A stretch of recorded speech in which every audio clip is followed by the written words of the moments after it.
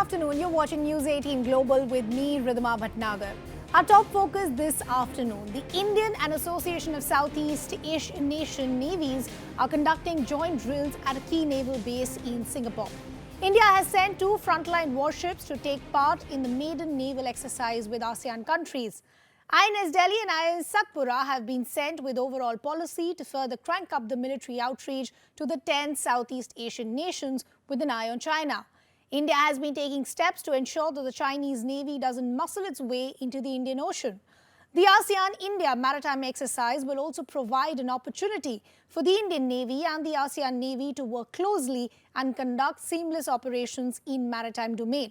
The drills will also enhance trust, friendship and confidence among ASEAN and Indian navies. The Chief of the Naval Staff and Chief of the Singaporean Navy will also jointly inaugurate the first ASEAN-India Maritime in the South China Sea. The harbour phase of the exercise is being held in 2 phases. The harbour phase at the Shanghai Naval Base is from 2nd to 4th May, followed by the sea phase from 7th to 8th of May in the South China Sea. Remember, China is locked in territorial disputes with its maritime neighbours in South China Sea.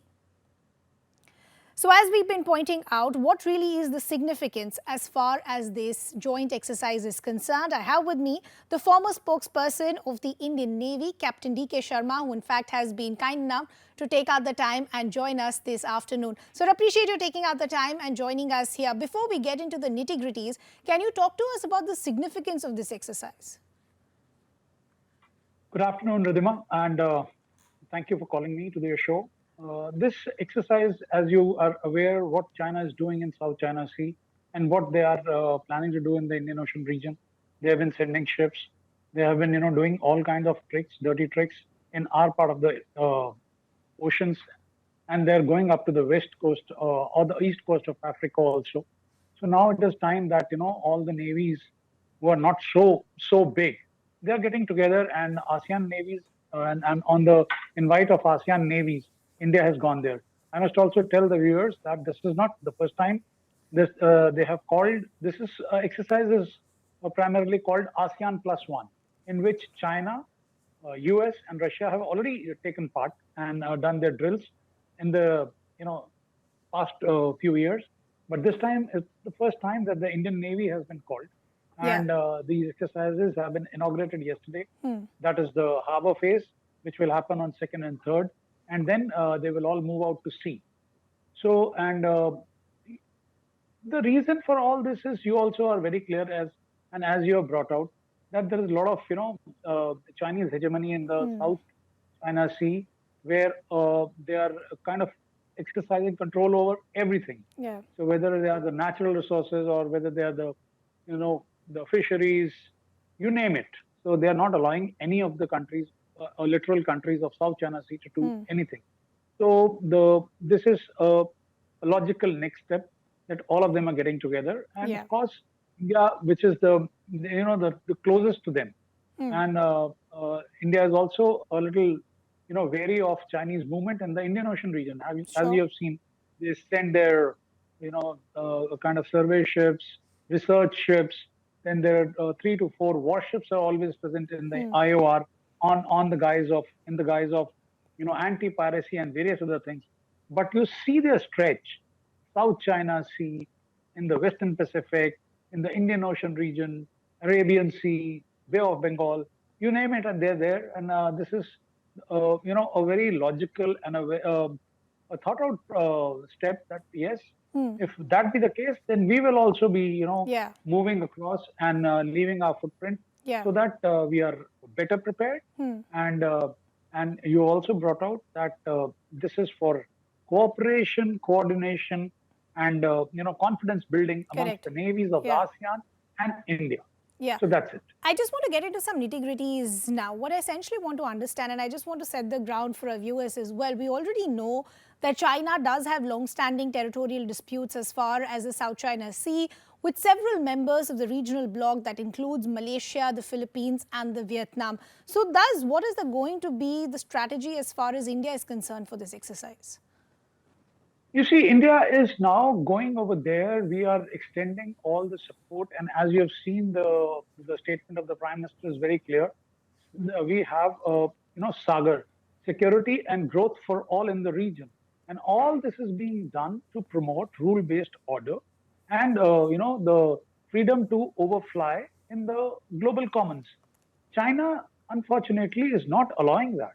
They are not allowing anybody else to come and explore or rightfully, as you have brought out the Philippines, Indonesia, Malaysia, Vietnam, Thailand, all these navies are finding it very difficult to operate over there. And you keep on reading about the small skirmishes happening here or there.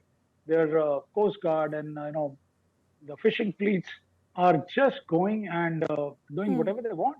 That is what is the kind of coercion and hegemony which they're exercising in that part of the world, Yeah. and we certainly do not support that. And Hmm. that is why this kind of an elaborate exercise is happening, Hmm. where the smaller navies are now patching up with the bigger navy in the region. That is the Indian Navy. Yeah. I want to understand as far as Beijing and China is concerned. I pointed this out earlier as well, that Beijing has been increasingly being more and more belligerent as far as stressing its claims as far as the South China Sea is concerned. What are the kind of factors that India needs to be extremely aware of at this point? You see, India is, first of all, we have no interest over there, and Hmm. we are a different kind of a country if you compare us with China. Sure.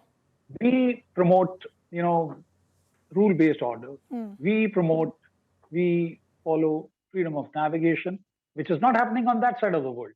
We have never kind of said no to anybody in IOR, whether it is they are coming for research, or whether everything they want to do over here, they are coming. But if any other country goes over there, they shadow you, they try and push you out from there, which is not the correct thing. So this is, that is why I'm saying that if one on one you can't take on, then there are smaller navies which are taking help of Indian Navy, and then now we are sorting out our cooperation issues and learning from each other, so that should there be a need to cooperate and work in tandem, that will be quite seamless. So for that, all these exercises are required, and that is why this initiative of ASEAN-India maritime exercise, which is ASEAN plus one, and I have already Yeah. told you that US, Russia, and China have already exercised with them. Hmm. So now the role what China is playing is totally different from what others are, expecting from India to do. So we are going to be there, and help them out should there be need, or work in tandem.